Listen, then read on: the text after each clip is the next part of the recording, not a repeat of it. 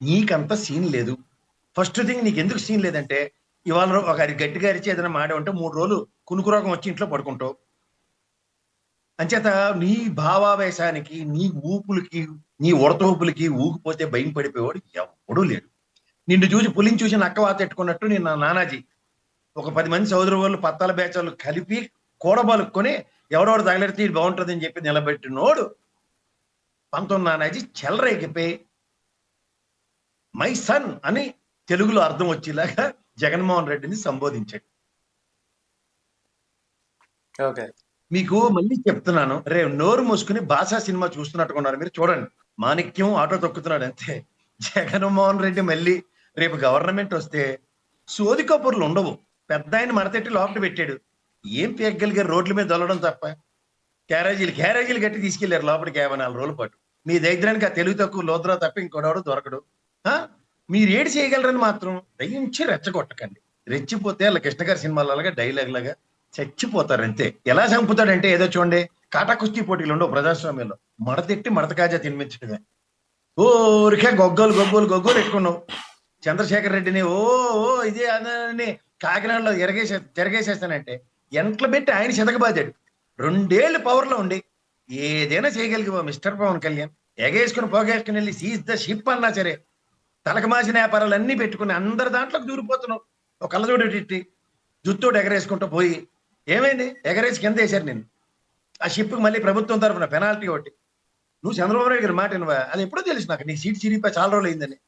ఇది దరిద్రానికి చూడాలి. సుజనా చౌదరి, సీఎం రమేష్, మీరు అంతా గూడుపటాలను కట్టి రఘురామకృష్ణరాజు గారిని బయటేసి ఓహో హిందుత్వాలు ఇట్లా అన్నిటితోనూ రేపొద్దున లొకేషన్ చేసి గానే రెడీగా ఉన్నారని అందరికీ తెలుసు, మీకు తప్ప. ఎందుకంటే మీకు తెలివితేటలు లేవు కాబట్టి. అంచేత ఆఫ్టర్ ఆల్ సుజనా చౌదరి తెలివితేటలు, ఆఫ్టర్ ఆల్ పవన్ కళ్యాణ్ తెలివితేటలు అంటే కాకలు తీరిన గంధర్వుడు చంద్రబాబు నాయుడు. వాళ్ళు అధికారంకి వస్తే మడత పెట్టి కాజేస్తారేమో తెలియదు, కానీ అధికారంలో ఉన్నప్పుడు మడత కాజేయడంలో చంద్రబాబు నాయుడు గారిని మించిన లేడు. రోడ్డు మీద వేస్తే దిక్కు దివానా కూడా ఉండదు. ఎత్తడం మొదలెడితే గేట్లు మీరు తప్ప ఇంకెవరు మిగలరు. ఆ పరవశించిపోయిన నాదెండ్ల మనోహర్ అయితే నాకు ముందే డౌట్ అతని మీద. ఆయన చేసిన కోర్టు ఆపరేషన్ ఇదంతాను. ఆ నాన్నగారు ట్రాక్ రికార్డ్ చూస్తే మడత ఎవడికి పడుతుందో నేనైతే ఊహించుకోలేకపోతున్నా. సాధారణంగా క్లూలెస్ సిచ్యువేషన్ లోనే దాంట్లోంచి ఒక సొల్యూషన్స్ ఎత్తుక్కుంటాడు చంద్రబాబు నాయుడు. అలాంటిది ఇన్ని క్లూలు మార్కెట్ లో దొరుకుతుంటే మీరు మీ తెంగరేచనలు మీ తెలివితేటలకు కూడా బీజేపీ వాళ్ళు అనుకుంటే టైం వేస్ట్ చేసుకుంటున్నారు. ఏదో మీకు చూడండి, సినిమా రాజు గారు 7 ఏళ్ళు ప్రాణాలు తినేసి పోతున్నప్పుడు వెళ్తే ఏదో మంచి చేసి పోతారు అన్నట్టు మీ దరిద్రానికి ఏదో మా దురదృష్టానికి మీ అదృష్టానికి ఒక పదకొట్టి ఇచ్చి తగలెట్టారు. ఏడవండి ఒక 5 ఏళ్ల పాటు. అంతేకాని అనవసరమైన పేలాపనలు, అసందర్భ చర్యలు, అసంకల్పిత ప్రతీకార చర్యలు లాంటి పరాక మాటలు దయించి మాట్లాడకండి. మీ హితం కోరే చెప్తున్నారు. తిరిగి తగిలితే మీరు ఎక్కడ మిగలరు. మీరు ఏదో అనుకుంటున్నట్టు సినిమాకి అది క్లైమాక్స్ పేట్లో 100 మందిని కొట్టాడు. నిజ జీవితాల్లో ఎవడు ఎట్నుంచి చేస్తాడో పూలకొండలు మీకు తెలియదు. చేత పేలాపనలు అన్నవి అసందర్భ పేలాపనలు. అసలు మీకు ఒకటి గుర్తుంచుకోండి, నిజమే కిరాయి గుండాలని మీరు పనికిమాలిన వెధవల్ని యాంటీ సోషల్ ఎలిమెంట్స్ ని మీరు ఎంటర్టైన్ చేయకూడదు. మీ ప్రభుత్వ విధానం అయితే చేతనైతే ఓ సజ్జనార్ సార్ లాంటి ఒక ఆఫీసర్ని డిప్లాయ్ చేసుకుని 2 ముఖ్యమంత్రులు గతంలో రాజశేఖర రెడ్డి సారు, కేసీఆర్ సార్, అలాగే చంద్రబాబు గారికి కూడా అంత సూపర్లేటివ్ పవర్స్ ఉన్నాయి. ఆయనతో ఒకసారి నెగోషియేట్ చేసి ఓ 10 మందిని యాంటీ సోషల్ ఎలిమెంట్స్ ని ఈ ప్రాతిపదిక మీద లేపుదాం అని ఒక క్యాబినెట్ నిర్ణయం తీసుకోండి. ఎవడు పిచ్చేష లేకుండా కోతేష లేకుండా నోరు మూసుకుని ఉంటారు. కళ్ళ ముందు అభంశోభం తెలియని పిల్లలు వెళ్ళిపోతే పట్టుకోవడం చేతకానోళ్ళు. ఎంతసేపు ఒక ఆడపిల్ల మీద అమాయకంగా ఉంది కాబట్టి అనితమ్మ మీద ఊరికే పడేయటం తప్ప ఏదనుకుంటున్నాను సరదా పడుతుంటున్నాను. ఏదో హోమ్ మినిస్టర్ పదవి నాలుగు గీసుకోవడానికి కూడా పనికిరాదు. For your information law and order గౌరవ ముఖ్యమంత్రి గారి దగ్గర ఉంది. నీకు కూడా హోమ్ గార్డులు కూడా సెల్యూట్ కొడతారో డౌట్. ఇందుకీ ఓవర్ యాక్షన్. అసలు ఉన్న శాఖే చాలా పవర్ఫుల్ శాఖ, పంచాయతీరాజ్ శాఖ. చిన్న విషయం అనుకుంటున్నావా? దాన్ని నిర్వర్తించుకో. అట్లీస్ట్ అన్నిట్లోనూ గుండు సున్నా చుట్టుకు కూర్చోబెట్టారు 19వ ర్యాంక్ ఇచ్చి. ఛీ అంటున్నారు అందరూ నీ పనితీరుకి. లేదా స్వచ్ఛందంగా వాళ్ళతో రాజకీయాలు నిర్మించి చారిటబుల్ ట్రస్ట్ ఒకటి పెట్టుకో. మీ అన్నయ్యలకి పవన్ కళ్యాణ్ చారిటబుల్ ట్రస్ట్ అని టూల్ కిట్స్ ఇస్తాం, కరెంటు సామాన్లు ఇస్తాం, చెప్పులు ఇస్తాం. నీ దురదృష్టానికి ఆ విజయ్ కూడా చీఫ్ మినిస్టర్ అయిపోయాడు. ఇంతో అంతా 5 సినిమాలు చేసుకుని బతికి మీకు దాన్ని ఏమంటారు, ఉపాధి కూడా కోల్పోయారు మీరు. ఆ మలయాళం ఓకే. డబ్బింగ్ సినిమా ఏదో తీశారు దాంట్లో పడిపోయిన భీమలా నాయక్ అని. ఆ పర్సనాలిటీకి మీకు అసలుకి పూచిక పుల్లకిను 12 మినపరాటికి ఉన్నంత తేడా ఉంది. సో ఇవన్నీ మీరు గమనించుకుంటే దేనికి పనికొస్తారో ఒకసారి ఆలోచించుకోండి. ఊరికనే బేగాల పోయి అనవసరమైన అసందర్భ పేలాపాలను పేల్తే పవర్లో ఉన్నప్పుడు పవర్ని సద్వినియోగపరచడం అన్నది ఒక ఆర్ట్, దుర్వినియోగపరచడం అన్నది ఇంకొక ఆర్ట్. ఈ రెండు చేతకన్న వాళ్ళు మీలాగా అసందర్భ పేలాపాలను పరాకు మాటలు మాడుతూ ఉంటారు. దీనివల్ల వచ్చేది ఏటీ లేదు. కదలలేని స్థితిలో ఉన్న నాగబాబు అవకాశం కోసం మడతెట్టడానికి ఎదురు చూస్తున్న పరవశించిపోయే నాదెండ్ల మనోహర్ని నమ్ముకుంటే కుక్కతో కట్టుకుని గోదావరి ఈదినట్టే. రాజకీయ అవగాహన ఫస్ట్ సంతరించుకోండి. ఇప్పుడు మీరు నేను మాడుతున్నప్పుడే 4 మాటలు అగ్రెసివ్గా టకటక మాడగలుగుతాం. అధికారంలోనే మేము ఉన్నాం. తలుచుకుంటే పేపర్ తిప్పి మేము ఇప్పుడు ఏదైనా చేయగలం అని చదువుకొని తెరబడిపడక కనీసం ఆవేశాన్ని కూడా కట్టలు తెంచుకుని మాట్లాడలేని నిస్సహాయ స్థితిలో మీరుండే 3 ఏళ్ళు పవర్లో ఉన్నాం. తలుచుకుంటే ఎంతసేపు లాప్ చేయడం ఏం మాడుతున్నారు? రేపు పొద్దున మీరు పవర్లో వస్తారు. నాకున్న ఫ్యాన్స్ తో నేను ఏదైనా చేయగలను. ఇలాంటి సెంటెన్స్లు ఏమైనా మాడతాడేమో చూస్తే మొదటి పేజీ 2వ పేజీ కూడబలుక్కుని అవునా అని నీకన్నా బాలకృష్ణ కనీసం మర్చిపోతే పద్యమైన పడేస్తాడు. సో అంటే దాదాపుగా ఈ స్టోరీ ఒక కొలిక్కి వస్తుంది అనుకున్న టైంలో ఇప్పుడు పవన్ కళ్యాణ్ గారి వ్యాఖ్యలు, కులాలు అంటగట్టొద్దు, కులాల్లోకి లాగొద్దు, దీన్ని సపరేట్ గా చూడండి, నన్ను ఎందుకు దీంట్లోకి లాగుతున్నారు అన్నట్టు ఈయన మరొక విధంగా చేస్తున్నటువంటి ఒక ప్రొజెక్షన్. ఈ రెండిటికి ఫుల్ కాంట్రడిక్షన్ అయితే కనిపిస్తుంది, కానీ ఇదేదో ఒక వ్యూహాత్మకంగా జరుగుతుంది అనేటువంటిది ఎక్కడో అనిపిస్తుంది. దీంట్లో ఉన్నటువంటి మర్మం ఏంటి? ఇది ఒక డైవర్షన్ కి తీసుకొచ్చినటువంటి ప్రెస్ మీట్ అని అనుకోవచ్చా?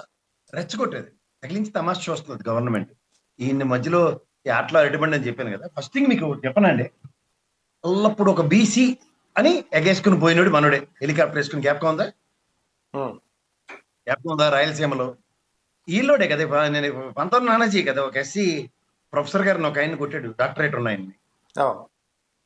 వీళ్ళు చేసి పనులు గులివెందుకంటే సామెతలు అన్ని మర్చిపోతారు వీళ్ళు. పైపచ్చు ఆల్రెడీ ఒక ట్రాప్ వేసారు. అనితమ్మ గారి పౌడర్ గురించి డిస్కషన్ నడిచేలా చేసి కొంతమంది 4-5 అడావిడ చేశారు ఇది సప్రెస్ అవడం.